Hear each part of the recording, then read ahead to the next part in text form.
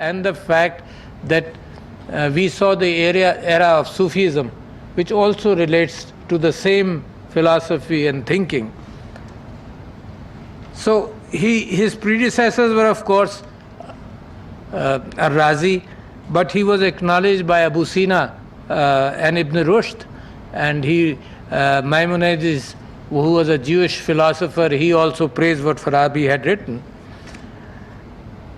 But his propositions on logic, for example, was future contingent propositions which were initially argued by Aristotle. The interesting thing of Plato's dialogues were like today's talk shows. There were characters, and the characters were arguing with each other. And there were discussions happening on the belief of each character. And that is why all Plato's writing had characters.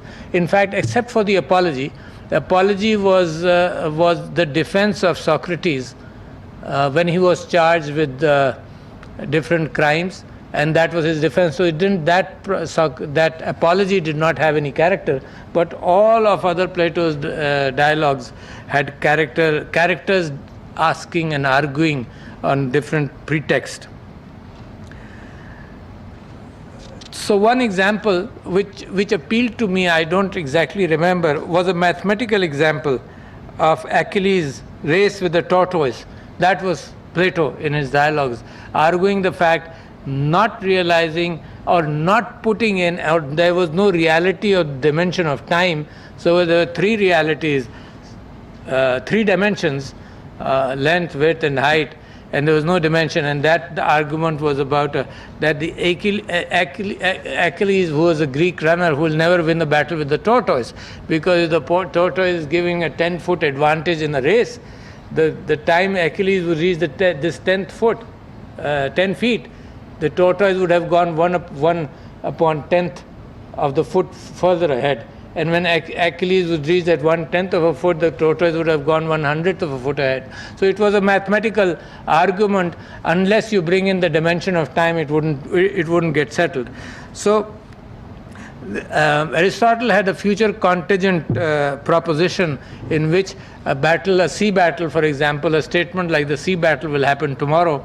That statement will always be true, because when tomorrow comes, the sea battle will happen tomorrow, and when day after tomorrow comes, the sea battle would have tomorrow. And Aristotle argued with that kind of argument, and Al-Farabi also gave some further thought on that. But the most impressive part was that the breadth of people's thinking, breadth of Al-Farabi's thinking, when he wrote on music, and the fact that music has an effect on the soul, was impressive by itself.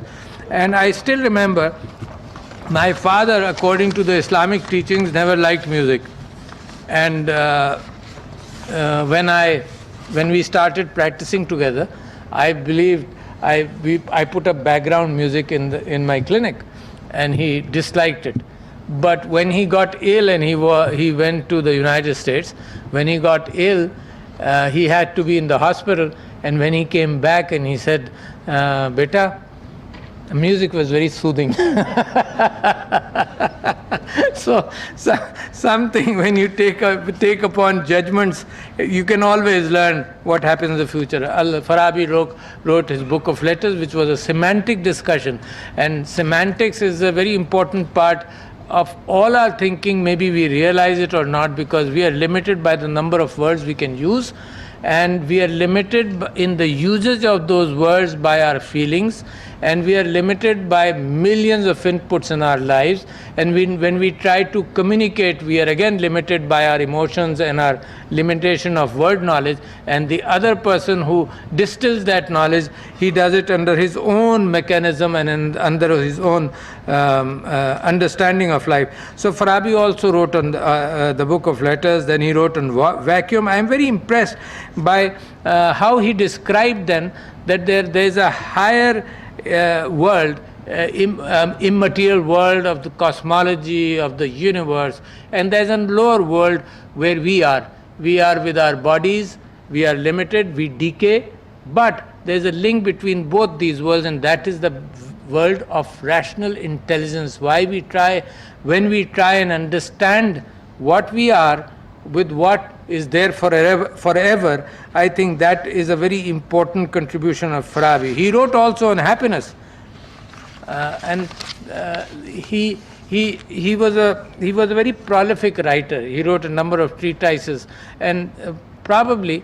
one of the most important characters who brought the knowledge of the old era, which was also much older than him, and he brought it to the medieval, what is called by Europe as the Dark Ages, but were the ages of the enlightenment of the Muslim world. Muslim world communicated honestly, the inheritance from the Greek. In fact, even in Pakistan and India, you never think of indigenous medicine. Of course, indigenous medicine, but it was labeled as Unani Tib. It was a Greek inheritance, and we gave credit. So we never owned it, or we did improve upon it, but we gave credit to the Greek Unani Tib in that. So let me tell you what impresses me most in Al-Farabi. His book Al-Madinatul Fazila, and that's a very important book in the sense it talks about a state. The Republic, Plato's dialogue talks about the state. Farabi talks about the state also, and he talks about the city, Al-Madina. Al-Madina is a city, and then he said a good city. What is a good city like? And then he talks about Riyasat-e-Madina, which is the contemporary dialogue of the present government in Pakistan also. Mr. Imran Khan talks about the rights of Riyasat-e-Madina, the functioning of Riyasat-e-Madina, the principles of Riyasat-e-Madina, the social understanding of the state with respect to the people of people in any city or in any state. So Farabi wrote about Al-Madinatul Fazila, and every philosopher, starting from Plato, even from Socrates, talked about, first they talked about what was there, how much they understood, and then they talked about organization and about a state and the functions of the leaders of the state. And there were evil writers also, like Machiavelli wrote on The Prince, and some of you who read, not a big book, a small one, if you read it, it says how in a very cunning manner you can work with the emotions of people and exploit them. So Riyasat-e-Madina today is a concept in the Muslim world, that the best possible state was the state of Medina, when Huzur Akram sallallahu alaihi wasallam laid down the principles in communication with Allah subhanahu wa ta'ala, laid down the principles which are eternal as far as relationships between human beings are concerned. The ethics are eternal. The principles are eternal. Circumstances will change. People will move. Instead of camels and cars, instead of miswak, people would use a toothbrush.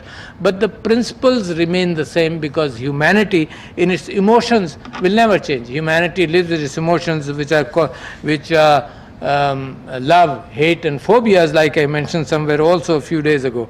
So ladies and gentlemen, the most important thing which Farabi did, and the most important thing for the Ummah today, and for the OIC, and for you gentlemen today, is the fact that we believe in our own countries, and we believe as the Muslim Ummah that we have been left behind by the current scientific knowledge of the world.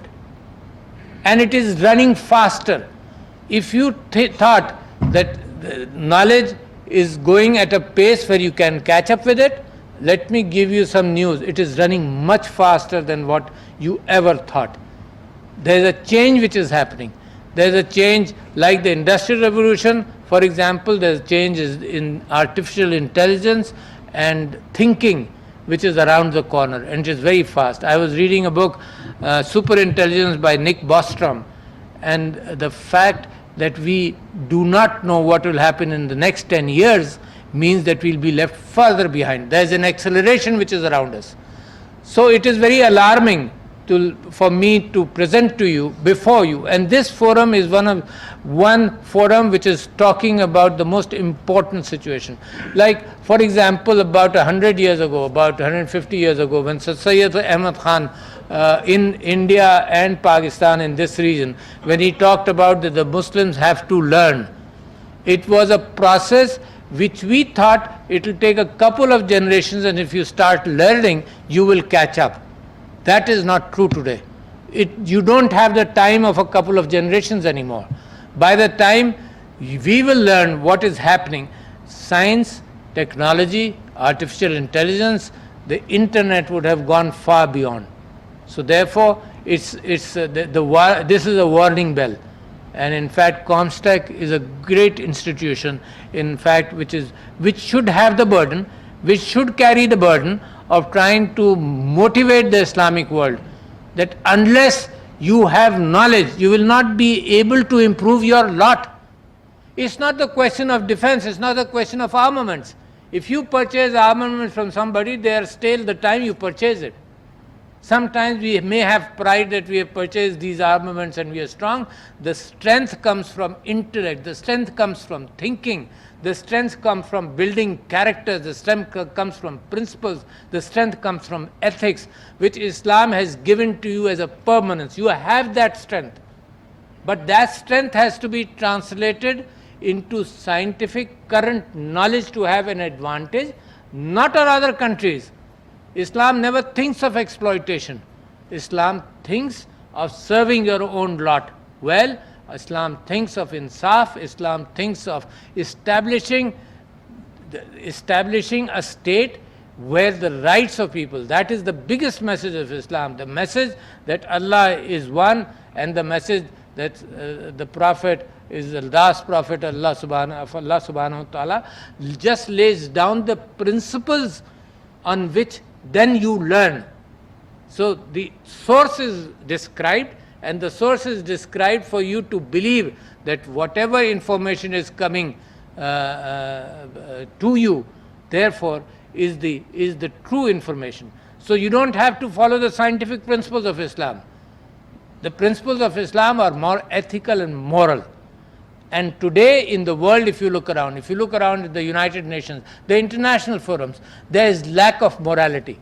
And I was reading, I've been talking about the morality in international institutions, and I was reading Sir Agha Muhammad Khan III's memoirs, and he talked about the fact that he was the president of the League of Nations in 1939. I don't remember, 1939 or 1938, and he wrote that the institutions in the world lack morality. And even today, the weightage of money, the weightage of trade, the weightage of armaments, the weightage of brute force is there in institutions which are supposed and which should have been. And that is where the Republic or Al-Madinatul Fadila or the fact that the Constitution of Islam or the Quran by itself, the biggest one, lays down those principles which are lacking today in the world. So if the world is not looking for morality, we Muslims are looking for morality. We believe in morality. But lo and behold, when we have problems like Kashmir and Palestine, we realize the world doesn't care about us. Why? Because either we are talking of Pidram Sultan Bhut, that we were strong, our Iman is strong, there's nothing which can defeat us. But Iman needs a combination of scientific knowledge to be able to improve your lot. We are not defeating nations. We improve it. Your people are in misery. Look at India. The Muslims are in misery. Look at Palestine. Look at Kashmir. They're in misery. Look at the Rohingyas. They're in misery. Even we ourselves, we have poverty. We are not able to take care of our own. But that can't happen if you have pukhta iman. God will not change you, because God has implemented principles. Allah subhanahu wa ta'ala has His own principles of running this world. He gives leadership, He gives chance to people who can change, who are leaders in the world in His knowledge. So it is important that we go pick up the principles of Al-Farabi, the guidance of Al-Farabi, for example, and the guidance is simple. His knowledge probably is outdated, but his principles, his arguments are probably very current. And based upon those principles and arguments, ladies and gentlemen, it is up to us. The future looks to us. The Muslim Ummah looks to you. The Muslim Ummah believes that there can be a change. And we have talked about change for a long time. Every leader in the Muslim world has been talking about change, but to be able to do it, we have to work harder. We have to ensure the fact that our people get educated. We have to ensure the fact that people are healthy. These two are the combinations to lift us out of poverty. And as we get educated and with higher education, we have a chance. So ladies and gentlemen, not let that chance go. Thank you. Thank you very much.